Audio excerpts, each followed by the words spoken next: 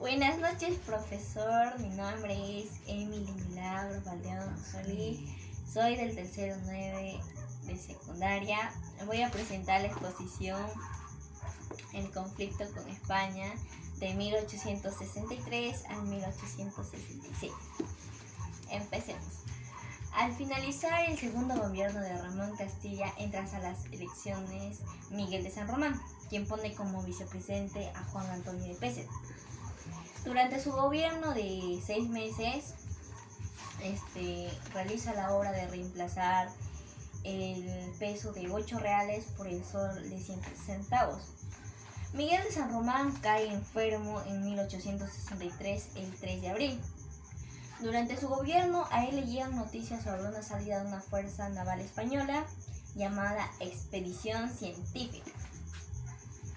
El gobierno pide al Congreso un apoyo o un refuerzo para reforzar a la Marina, los cuales el Congreso se lo niega, donde esto le traería consecuencias más adelante o una humillación al Perú como con el Tratado Vivanco-Pareja. Causas del conflicto con España.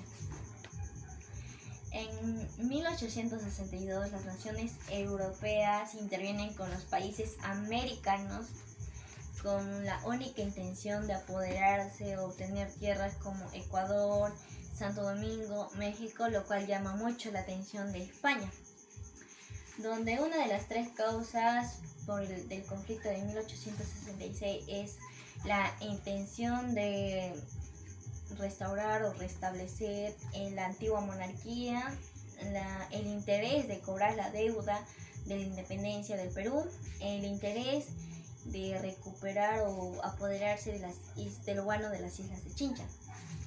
Expedición científica. La expedición científica.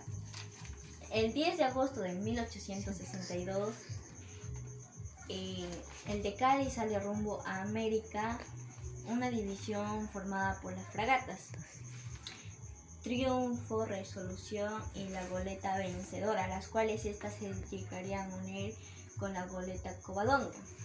Lo sucedió en Taratambo es que cuando la goleta Covadonga, en sí esto era una misión de realizar estudios científicos, las cuales fueron geólogos, geólogos, botánicos, antropólogos y etnógrafos. Quien estaba a cargo de todo esto o estaba al mando era Luis Hernández Pisón. Él fue con la intención o fue mandado para reclamar y pedir la vejación al Perú. ¿Qué significa vejación? Era maltratar a alguien o humillar de palabra o hecho. Donde va a ir atraviesan el Atlántico, pasan por el Río Janeiro, Montevideo, Valparaíso, Buenos Aires, donde llegan al Callao finalmente. Llegan el 10 de julio de 1864 y se retiran el 27 de julio. Un día antes de la independencia, porque se celebra la independencia. Supuestamente se dice que se fueron un día antes para no querer saludar la independencia de la bandera y eso. Pasamos al Tratado Vivanco-Pareja. Pasamos al comisario Regio. ¿Quién era el comisario Regio?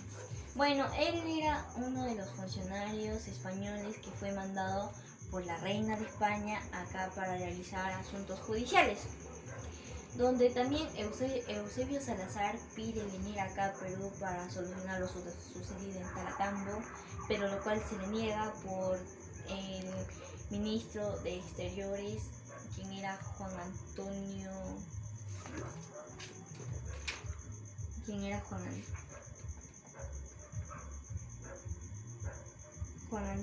Ribeiro. Fue negado por Juan Antonio Ribeiro, donde ahí Eusebio Salazar le incita a Pisón que recupere o que se apodere de las islas de Chincha y que el Perú tenía que satisfacer. Pasamos al Tratado Vivanco-Pareja. Aquí encontramos al poder a Juan Antonio de Pezet, ya que Miguel de San Román ya había fallecido, y como él era el vicepresidente, entonces Juan Antonio Pezet queda al mando o al poder.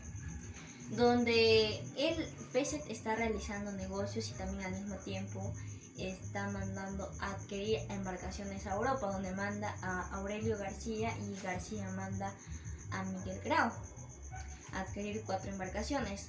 Era una de los nombres de las 4 embarcaciones era el Huáscar, Independencia, América y Unión. También de paso mandó a adquirir cañones, rifles, armas, donde durante todo ese tiempo a Pisón lo cambian por un nuevo jefe que era más radical.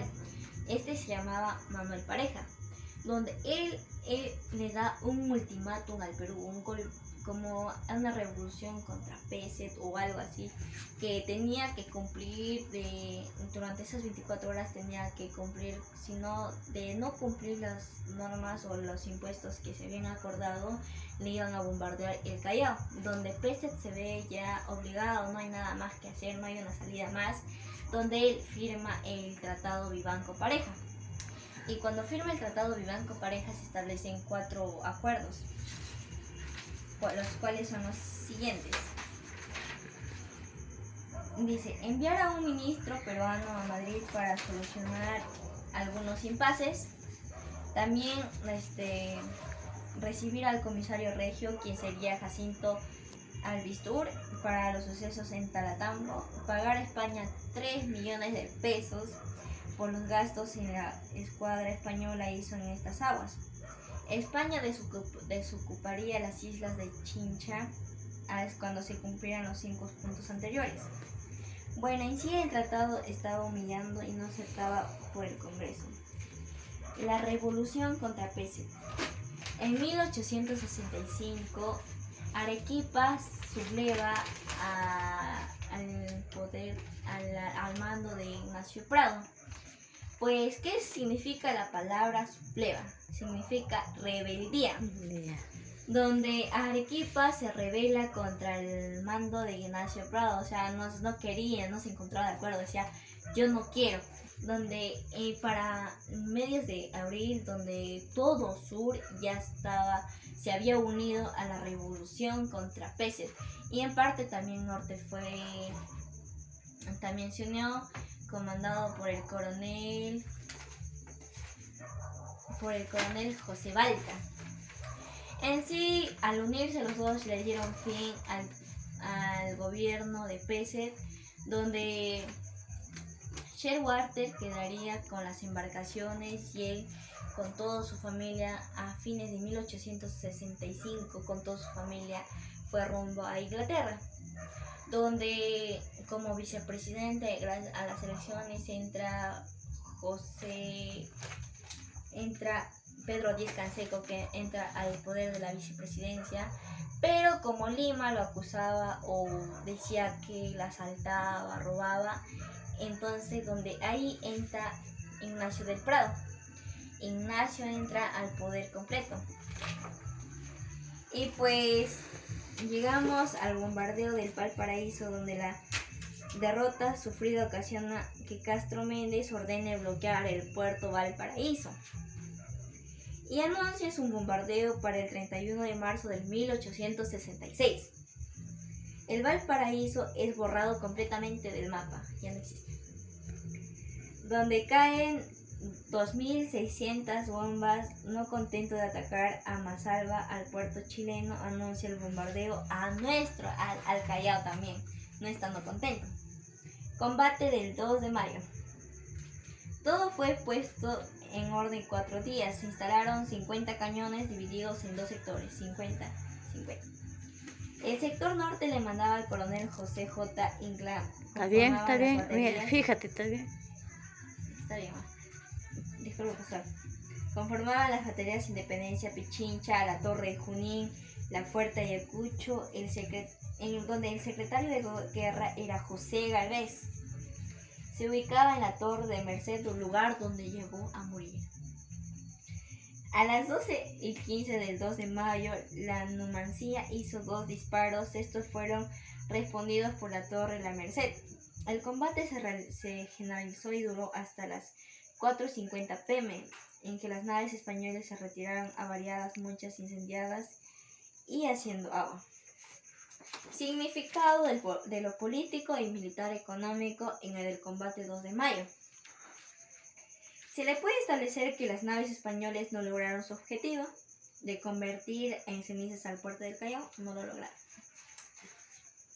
Los cañones peruanos y sus defensores estuvieron listos para proseguir el combate el día siguiente, o sea, nosotros seguíamos listos para atacar, estábamos bien. Pero los españoles no estaban en condiciones de seguir combatiendo. Los peruanos fueron que realizaron los últimos disparos. El 10 de mayo, luego de reparar sus naves o curar a sus heridos, que eran 151, enterrar a sus muertos, que eran 43, los españoles levantaron anclas y otro grupo por el Cabo rumbo a Filipinas y otro lugar por el Cabo Hornos a España. Nunca más regresaron para sus pretensiones políticos ni militares. En lo económico, la necesidad de armar el país ante el peligro latente dio lugar a incesantes, crecidos y apresurados gastos en 2 años de conflicto, de 1864 al 1866. El triunfo político-militar tuvo para el Perú un precio muy alto. Nos endeudamos nuevamente, deuda que repercutiría a la política de los siguientes gobiernos. Dicha deuda ascendía de 60 millones de pesos.